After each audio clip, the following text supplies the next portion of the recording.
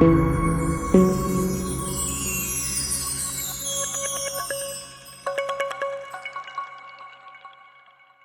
Juifs ont-ils inventé le monothéisme? Quels étaient les rapports entre le peuple juif et l'Afrique noire pharaonique? L'esclavage des Juifs en Égypte est-il un mythe ou une réalité? Qui a écrit la Torah?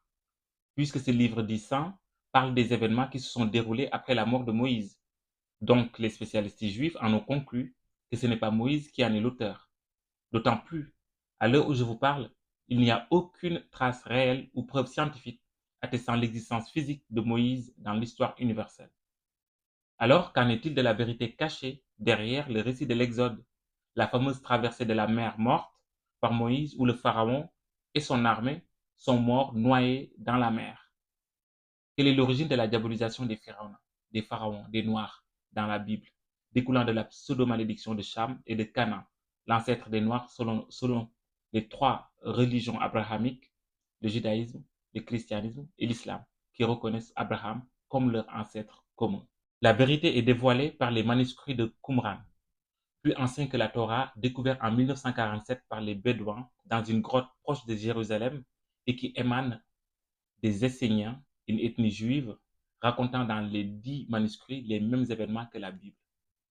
Ces manuscrits, ces manuscrits nous renseignent sur quelque chose d'étonnant. La malédiction de Cham n'existait pas dans les originaux de la Torah.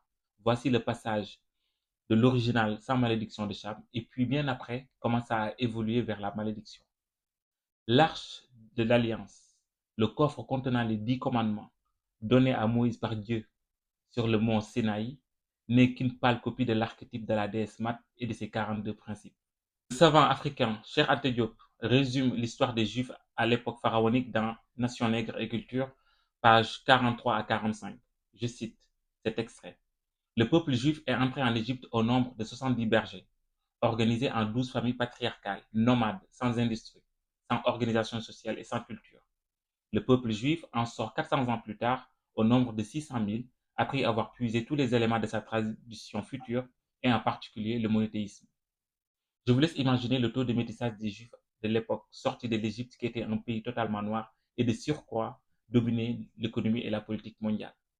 Ainsi, à la sortie de Kemet, riche, prospère et cultivé, le peuple juif a inventé en toutes pièces le récit biblique de l'Exode, plagié d'un conte très ancien de la quatrième dynastie intitulé Le roi Khufu et les prêtres ritualistes.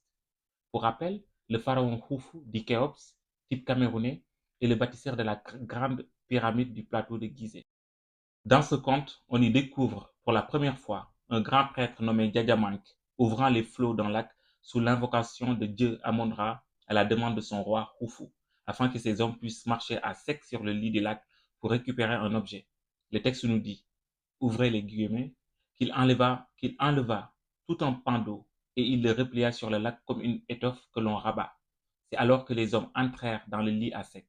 Le grand prêtre invoqua à nouveau Atum et remit l'eau du lac à sa place dans son état ordinaire.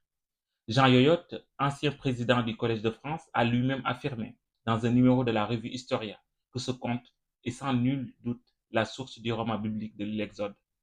Aujourd'hui, les preuves scientifiques de la civilisation pharaonique révèlent qu'il n'y a aucun pharaon mort dans la mer, comme le prétend la Torah et la Bible, et que la traversée de la mer morte par Moïse relève de la pure fiction. Ramaï Imana, alias Ramsès II, le pharaon dont il est question, est mort paisiblement à l'âge de 90 ans, comme le montre sa momie. Les Juifs sont entrés en Égypte libres, comme le témoigne cette fresque pharaonique qui date de 1900 ans avant l'ère occidentale. Le système esclavagiste n'est pas une réalité dans toutes les sociétés. Les preuves archéologiques montrent que les anciens Kamites africains n'ont jamais pratiqué l'esclavage. Le peuple africain de l'Antiquité, de manière générale, était un peuple pacifiste et humaniste, reposant sur les valeurs de la maths. Les monuments kamites étaient faits par des travailleurs très volontaires, rémunérés et qui disposaient du droit de grève. Il était interdit de faire pression sur les ouvriers, nous dit l'historienne Louis-Marie Diop-Maillet. Théophile Obenga nous apporte les détails des conditions des ouvriers de l'ancien Kemet. Philon d'Alexandrie, philosophe juif hellénisé, laisse entendre par sa bouche qu'il n'y a aucun esclave juif à l'époque des pharaons noirs. Voici Ezra, le rédacteur de la Torah. Omotunde nous dit dans cette œuvre que Ezra était un lettré juif qui a ramené plus de 5000 exilés judéens de Babylone à Jérusalem en 459 de l'ère ancienne africaine. Ainsi, sur la base de la Torah, il a fédéré les Hébreux et les nouveaux convertis à partir des éléments de la tradition africaine de l'Antiquité. Par exemple, la circoncision, par essence africaine, sera codifiée par les Juifs. C'est Ezra qui a fondé le sectarisme juif.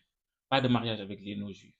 Pour couronner le tout et donner une identité au peuple juif, il va plagier dans le conte kamique le roi Khufu et les prêtres ritualistes les récits mythiques de la sortie des Hébreux de l'Égypte conduits par Moïse.